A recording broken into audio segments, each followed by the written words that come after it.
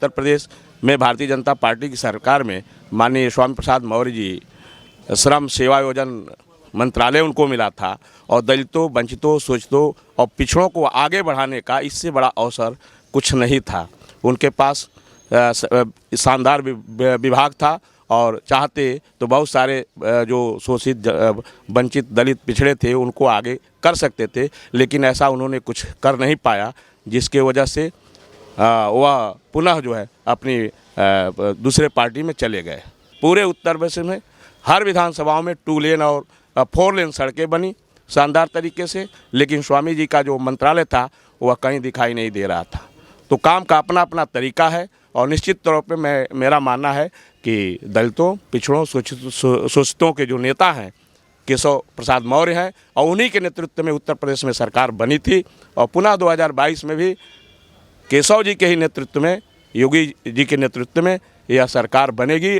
पिछड़ी जाति का कोई मतदाता भागने वाला नहीं है। सारे लोग योगी, मोदी और केशव जी में विश्वास कर रहे हैं और जम करके बूथ पर वोट करेंगे। 2017 में जब से बनी तब से पिछड़ी जातियों के लिए बहुत सारा काम किया है, जो डॉक्टर राम मनोहर लोहिया का सपना था। और लोहिया जी सदन में बोलते थे, आवाज़ उठाते थे दलितों के लिए, पिछड़ों के लिए, शोषितों के लिए, गरीबों के लिए, किसानों के लिए। वह सारा काम आज भारतीय जनता पार्टी की योगी आदित्यनाथ की सरकार ने किया है उत्तर प्रदेश में। वो खुद कामचोर है, काम करना नहीं जानते थे, विकास नहीं जानते हैं, तो भगेंगे ही। ये लोग बाहर से आयातित मंत्री थे, ये भारतीय जनता पार्टी के संस्कृति को जो है पढ़ नहीं पाए, इसलिए ये जो है इनका यहाँ स्थान उचित नहीं लगा, इसलिए वो सपा में जगह, वहाँ भी उनका जगह पक्का नहीं है। हो सकता है कि अगले बार वो बसपा में चले जाएं। नमस्कार, आपका स्वागत है हमारे चैनल पे और हमारे साथ उसी समाज से जुड़े हुए लोग बैठे हुए हैं, जिस समाज को लेकर अभी राजनीति में हलचल मची हुई है कि बीजेपी से कुछ ओबीसी समाज के लोग नाराज़ होकर उनके नेता अब दूसरी पार्टियों, समाजवादी पार्टी और अन्य पार्टियों में जा रहे हैं। जी हाँ, हम बात कर रहे हैं स्वामी प्रसाद मौर्य की, जो अपने आप को पिछड़ों का मसीहा बताने की कोशिश करते हैं, लेकिन उन्हीं समाज के लोगों से पूछते हैं कि हकीकत क्या है। सर, सबसे पहले आपका नाम? मेरा नाम जयनाथ कुशवाहा है और मैं 340 विधानसभा भाटपा रानी जनपद देवरिया से 2017 में प्रत्याशी भी रहा भारतीय जनता पार्टी का। तो सर, अभी के जो स्वामी प्रसाद मौर्य हैं वो 5 साल मतलब एक मंत्री पद रह के उनके हाथ में, और फिर वो बाद में जैसे ही आचार संहिता लगती है वो कहते हैं कि पिछड़ों के लिए काम नहीं हुआ। ये क्या बात? देखिए, ऐसा कुछ नहीं है। 2014 में जब इस नरेंद्र भाई मोदी भारतीय जनता पार्टी के प्रधानमंत्री पद के उम्मीदवार चुने गए थे, उसी समय दलित, शोषित, वंचित और पिछड़ों ने अपने नेता को, नरेंद्र भाई मोदी को अपना नेता माना था और पूरे देश की जनता और उत्तर प्रदेश की जनता ने भी शानदार तरीके से नरेंद्र भाई मोदी का सम्मान किया और उनको देश का प्रधानमंत्री बनाया। और सभी मेरा मानना है कि जितने लोग हैं पिछड़े जाति के, हर बिरादरी के जो पिछड़े जाति के लोग हैं, वह सभी लोग नरेंद्र भाई मोदी में विश्वास किए। और 2017 में जब इन लोगों ने देखा, स्वामी जी और जो बहुजन समाज पार्टी से लोग आए भारतीय जनता पार्टी में, इन लोगों ने देखा कि प्रचंड बहुमत की सरकार उत्तर प्रदेश में भारतीय जनता पार्टी बनाने जा रही है, तो ये लोग भारतीय जनता पार्टी में शामिल हो गए। और शामिल होकर के ये इन लोगों को भारतीय जनता पार्टी ने सम्मान भी दिया और सम्मान के साथ साथ इन्हें मंत्री पद भी दिया। और जहाँ तक मेरा मानना है कि उत्तर प्रदेश में भारतीय जनता पार्टी की सरकार में माननीय स्वामी प्रसाद मौर्य जी श्रम सेवा योजन मंत्रालय उनको मिला था और दलितों, वंचितों, शोषितों और पिछड़ों को आगे बढ़ाने का इससे बड़ा अवसर कुछ नहीं था। उनके पास शानदार विभाग था और चाहते तो बहुत सारे जो शोषित, वंचित, दलित, पिछड़े थे उनको आगे कर सकते थे, लेकिन ऐसा उन्होंने कुछ कर नहीं पाया, जिसके वजह से वह पुनः जो है अपनी दूसरे पार्टी में चले गए। और काम न करना अवसर इतना शानदार मिला था भारतीय जनता पार्टी में। हमारे केशव प्रसाद मौर्य जी जो उत्तर प्रदेश के डिप्टी सीएम हैं, भारतीय जनता पार्टी ने इसके पहले समाजवादी पार्टी की सरकार में किसी भी पिछड़ी जाति को उप मुख्यमंत्री बनाने का काम किसी ने नहीं किया था। लेकिन मैं भारतीय जनता पार्टी सरकार को बधाई देता हूं कि उत्तर प्रदेश में केशव प्रसाद मौर्य जी के नेतृत्व में सभी पिछड़ों ने 2017 में प्रचंड बहुमत की सरकार बनाई और केशव प्रसाद मौर्य को उप मुख्यमंत्री बना करके जो सम्मान देने का काम किया भारतीय जनता पार्टी ने। और केशव जी ने शानदार तरीके से चौमुखी विकास करने का भी काम किया। जो जिम्मेदारी मिली थी उस जिम्मेदारी को बखूबी निर्वहन करने का काम किया। पूरे उत्तर प्रदेश में हर विधानसभाओं में 2 लेन और 4 लेन सड़कें बनी शानदार तरीके से, लेकिन स्वामी जी का जो मंत्रालय था वह कहीं दिखाई नहीं दे रहा था। तो काम का अपना अपना तरीका है और निश्चित तौर पे मेरा मानना है कि दलितों, पिछड़ों, शोषितों के जो नेता हैं केशव प्रसाद मौर्य हैं और उन्हीं के नेतृत्व में उत्तर प्रदेश में सरकार बनी थी और पुनः 2022 में भी केशव जी के ही नेतृत्व में, योगी जी के नेतृत्व में यह सरकार बनेगी। और पिछड़े दलित चाहे नेता सभी भाग जाएं, लेकिन मतदाता भागने वाला नहीं है पिछड़ी जाति का। पिछड़ी जाति का कोई मतदाता भागने वाला नहीं है। सारे लोग योगी, मोदी और केशव जी में विश्वास कर रहे हैं और जम करके बूथ पर वोट करेंगे। लड़ाई तो केवल यहाँ हो रही है ना, नेता लड़ रहे हैं। क्षेत्र में जब जाएंगे तब पता चलेगा कि भारतीय जनता पार्टी के लिए सभी जो छोटी जातियां हैं सब तैयार हैं वोट डालने के लिए। ये वही स्वामी प्रसाद मौर्य हैं जिनके खिलाफ अभी अरेस्ट वारंट जारी हुआ है, क्योंकि इन्होंने 2014 में हिंदुओं के देवी देवताओं के बारे में कुछ बुरा कहा था और अब वो 5 साल पूरा करने के बाद, एक मंत्री होने के बाद ये कहते हैं कि अगर मैंने इस सरकार में पिछड़ों के लिए काम नहीं हुआ, तो ये कैसी बात है कि मतलब योगी जी ने क्या क्या काम किए हैं जो लोग आपको देख रहे होंगे, आप यहाँ के स्थानीय निवासी हैं तो आप बता पाएंगे क्या क्या काम हुए हैं पिछड़ों के लिए? देखिए, कोर्ट का मामला और न्यायालय का मामला है, जिसके खिलाफ मुकदमा होगा, वारंट होना ही होना है। जब हम जाएंगे नहीं, तारीख नहीं देखेंगे तो वारंट होना है, वो कोर्ट का मामला है, इसमें मेरा कुछ नहीं करना।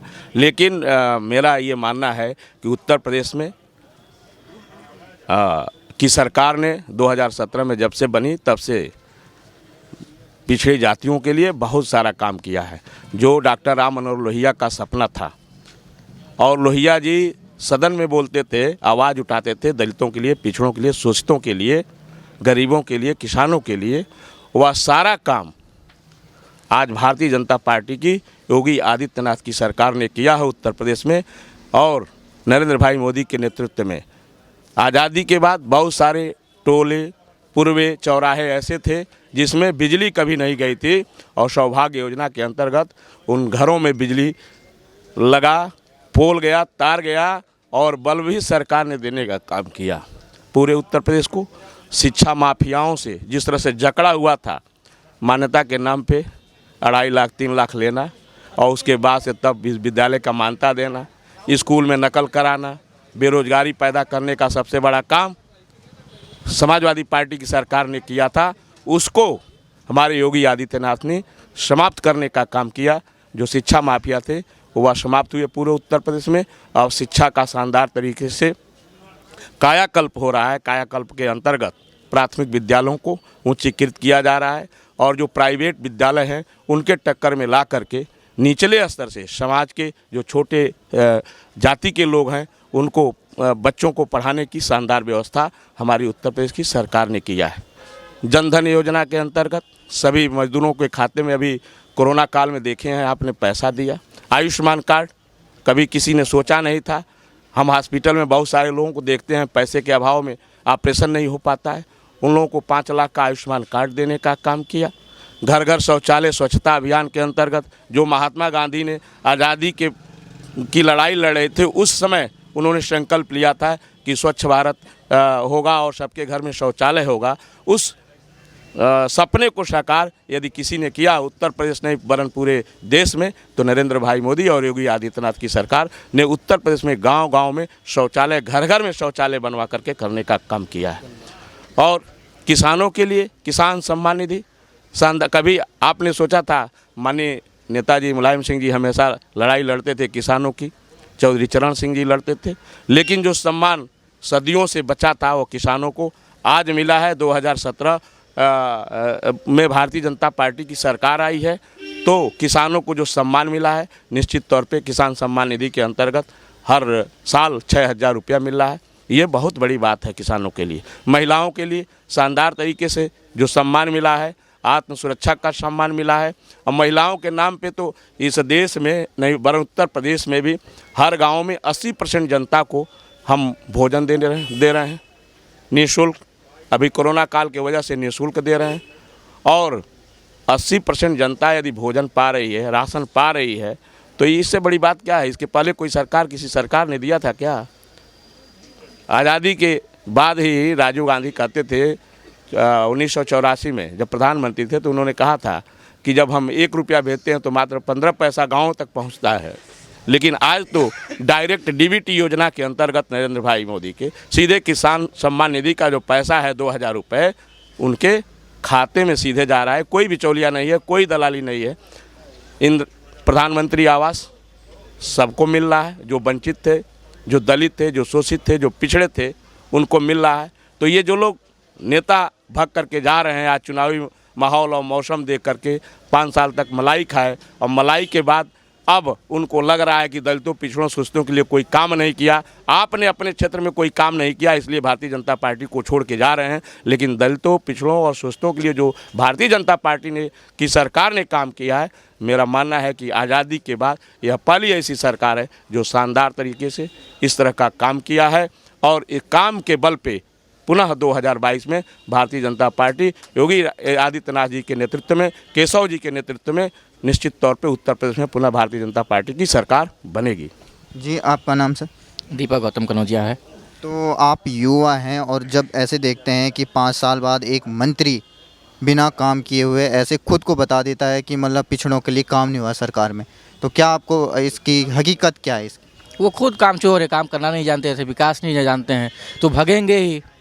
ये लोग बाहर से आयातित मंत्री थे, ये भारतीय जनता पार्टी के संस्कृति को जो है पढ़ नहीं पाए, इसलिए ये जो है इनका यहाँ स्थान उचित नहीं लगा, इसलिए वो सपा में जगह, वहाँ भी उनका जगह पक्का नहीं है। हो सकता है कि अगले बार वो बसपा में चले जाएं, हो सकता है किसी से गठबंधन कर ले, लेकिन ये जो दोबारा विधायक और मंत्री नहीं बनने वाले, इसलिए इनका जो है जहाँ जाना चाहिए था वहाँ उचित जगह पर चलेगा। हम संस्कृति की बात करते हैं, संस्कृति की पार्टी हैं, और हम जो है पिछड़ों की बात करते हैं, दलित की बात करते हैं। जहाँ हमारा उत्थान है वहाँ हमारी भारतीय जनता पार्टी वहाँ विकास के लिए लगी हुई है। आप युवा हैं और देखते हैं कि किस तरीके से अब जो सभी वर्ग के लोग सामने आ रहे हैं और जातिवाद को छोड़ के अलग से अब वोट दे रहे हैं, तो क्या आपको लगता है कि यूपी की जनता अब जातिवाद को छोड़ चुकी है? हाँ, जातिवाद पे हम भारतीय जनता पार्टी राजनीति नहीं करती, विकास के मुद्दे पर राजनीति करती है, और हमने विकास किया है 5 सालों में, और फिर हम 403 सीट जीत के आएंगे और अपनी विकास करेंगे। यहाँ पे अब जो गए हैं उनका यहाँ पे दोबारा उनका आना नामुमकिन है, और जो जहाँ गए हैं वहाँ पे भी जो है ना विधायक बनेंगे ना मंत्री बनेंगे, वो फिर जो है लात खाते हुए घूमते फिरेंगे।